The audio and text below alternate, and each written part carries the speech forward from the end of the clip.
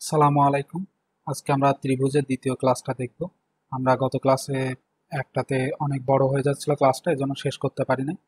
আজকে আমরা ত্রিভুজের ক্লাসের দ্বিতীয় পার্টটা আজকে এখানে আলোচনা করব।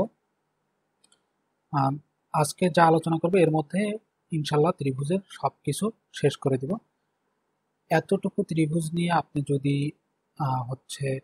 এই ভিডিওটা দেখেন, এতটুকু দেখেন, দেখার পরে আপনার হাতে যে বই থাকবে সেই বই থেকে প্র্যাকটিস করেন, ইনশাল্লাহ এরপরে ত্রিভুজ নিয়ে আপনার আর কোনো সমস্যা থাকার কথা না। ওকে, চলেন তাহলে কম্পিউটার স্ক্রিনে চলে যাই, ক্লাসটা শুরু করি। ও আর হ্যাঁ, আমি মোহাম্মদ মিঠুন হোসেন আছি আপনাদের সাথে। আপনারা দেখছেন জব স্টাডি। সমবাহু ত্রিভুজের পরিসীমা 6 সেন্টিমিটার হলে পরিসীমা 6 সেন্টিমিটার হলে ক্ষেত্রফল কত? তাহলে পরিসীমা যদি 6 সেন্টিমিটার হয়, পরিসীমা সমান কি? তিনটা বাহুর যোগফল। এই বাহু, এই বাহু এবং এই বাহু, এই তিনটা বাহুর যোগফল হচ্ছে পরিসীমা। তাহলে যেহেতু সমবাহুর কথা বলেছে, তাহলে সব বাহুই সমান। তাহলে এক বাহুর দৈর্ঘ্য কত? 6/3, যেহেতু তিনটে বাহু, তাহলে 2। এ সমান 2। ক্ষেত্রফল সমান কি? √3/4 a²। জাস্ট সূত্রটা বসায় দিলে হয়ে যাচ্ছে। তাহলে √3/4, আর একটা বাহুর মান কত পাইছি? এ। এ সমান 2। তাহলে 2 দুগুণে 4। এই 4 আর এই 4 কেটে যাচ্ছে, থাকতেছে √3। কয়েক সেকেন্ডের মধ্যে এই অঙ্ক করা সম্ভব। এরপরে বলতেছে কি, একটি সমবাহু ত্রিভুজের প্রত্যেক বাহুর দৈর্ঘ্য 2 মিটার বাড়ালে ক্ষেত্রফল 6√3 মিটার বাড়ে। বাহুর দৈর্ঘ্য কত? বাহুর দৈর্ঘ্য নির্ণয় করতে বলছে। তাহলে বাহুর দৈর্ঘ্য ধরে নিলাম এ। ক্ষেত্রফল তাহলে কত? √3/4 a²। যেহেতু সমবাহু ত্রিভুজ, সমবাহু ত্রিভুজের ক্ষেত্রফল নির্ণয়ের সূত্র কি? √3/4 a²। এরপর বাহুর দৈর্ঘ্য 2 মিটার বাড়ালে দৈর্ঘ্য হবে a+2 মিটার। ক্ষেত্রফল হবে কি? √3/4 a+2 হোল স্কয়ার। এখন আমাদের প্রশ্ন মতো তাহলে কি হবে? এই ক্ষেত্রফল বিয়োগ এই ক্ষেত্রফল, বর্ধিত ক্ষেত্রফল বিয়োগ আগের ক্ষেত্রফল, এদের পার্থক্য কত আমাদের দেয়া আছে? 2 মিটার বাড়লে ক্ষেত্রফল এত মিটার বাড়ে। তার মানে যতটুকু বাড়বে ততটুকুই দেয়া আছে, শুধু মানে পার্থক্যটা দেয়া আছে এত মিটার। তাহলে আমরা এই দুটা ক্যালকুলেশন করলেই হয়ে যাচ্ছে। আমরা √3/4 উভয়টাই আছে, তাহলে √3/4 কমন নিলাম। এখানে a+b² সূত্র বসাই দিলাম। তাহলে a² 2ab হয়। যেহেতু 2 আছে, তাহলে 2 দুগুণে 4 আর 1, আর 2 দুগুণে 4, মানে একবারে 4 বসাইছি, আর মাইনাস এই যে এটা এখানে বসাই দিছি, আর এই পাশে যা ছিল সেটাই। এইবার এখানে এই a² আর মাইনাস a² কেটে যাচ্ছে। কেটে গেলে তাহলে 4 এ +4 থাকতেছে, তাহলে 4 কমন নিছে। 4 কমন নিলে a থাকতেছে +1 থাকতেছে। তাহলে এই 4 আর এই 4 কেটে যাচ্ছে, এদিকে শুধু √3 থাকতেছে। √3 ডান সাইডে নিয়ে আসলে কি হয়ে যাচ্ছে? ভাগ হয়ে যাচ্ছে। তাহলে এই √3 আর এই √3 কেটে যাচ্ছে, থাকতেছে 6। এই +1 ডান সাইডে নিয়ে আসলাম, বিয়োগ হয়ে গেল। তাহলে a সমান 5। এটাই অ্যান্সার। আমাদের বাহুর দৈর্ঘ্য চাইছিলাম, বাহুর দৈর্ঘ্য আমরা a ধরেছিলাম। তাহলে a সমান 5, তার মানে এটাই আমাদের অ্যান্সার। এরপরে যে অঙ্কটা বলতেছে যে কোন সমদ্বিবাহু ত্রিভুজের ভূমি 16 একক এবং অপর প্রত্যেক বাহুর বাহুদ্বয় 10 একক। ত্রিভুজটির ক্ষেত্রফল কত? খুব ইজি, জাস্ট সূত্র বসায় দিলেই হয়ে যাচ্ছে। সমদ্বিবাহু ত্রিভুজ, তাহলে সমদ্বিবাহু ত্রিভুজ নির্ণয়ের ক্ষেত্রফল নির্ণয়ের সূত্র কি? b/4 √a4a² - b²। এটা সূত্র। এই b সমান কি? b সমান ভূমি, আর a সমান কি?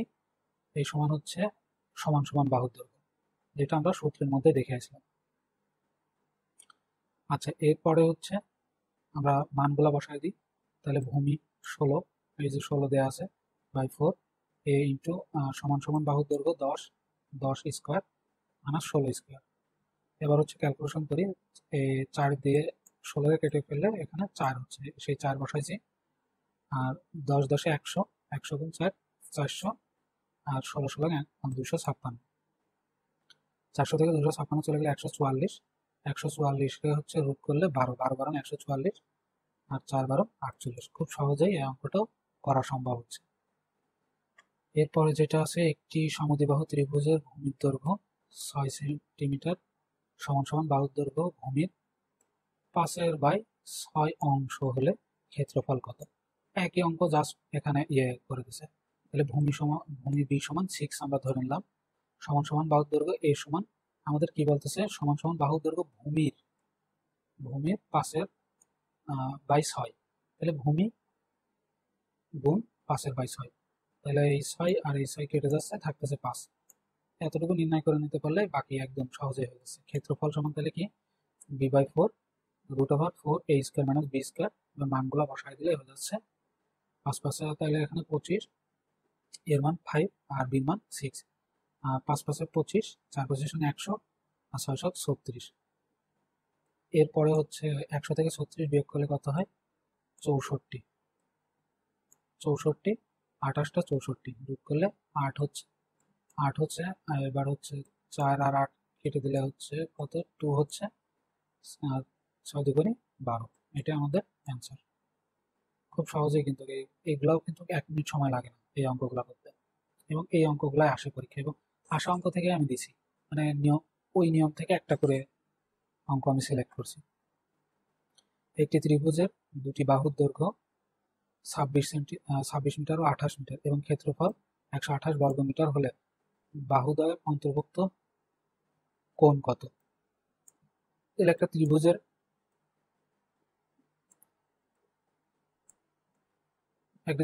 দুইটি বাহুর দৈর্ঘ্য দেয়া আছে,